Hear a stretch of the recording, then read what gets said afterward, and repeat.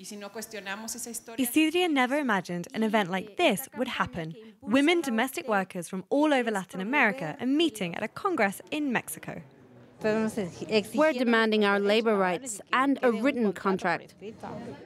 It's the most common job in Mexico with 2,300,000 domestic workers, yet they typically work without any legal safeguards.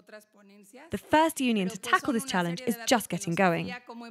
What domestic workers experience here is 21st century slavery because of the hours they work, the conditions they're in, the food they eat, where they sleep, the rooms they are given, and the lack of freedom they have.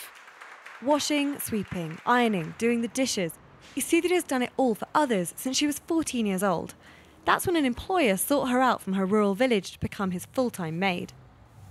But since she joined this new association a year ago, she's been turning her working conditions around.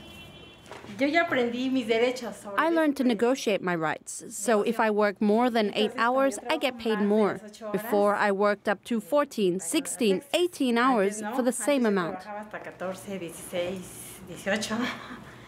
Isolated and unaware of her rights, for 35 years Isidria endured humiliation, discrimination and even sexual abuse at the hands of her employer without knowing what she could do about it. I didn't know what harassment was. I couldn't identify it or see it as a violation of my rights. Since I've joined the group, my life has changed. Edom has been a maid for over 15 years. She's part of the overwhelming majority who don't dare raise their voice. Well, I don't know what my bosses would say. I said I wanted a written contract. I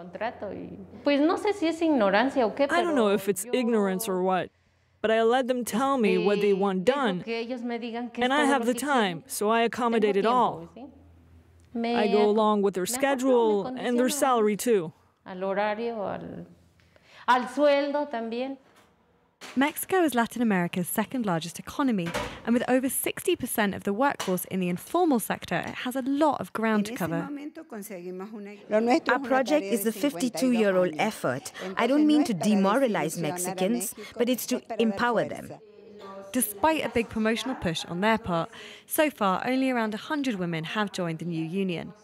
There's a long road ahead for Isidria and her colleagues.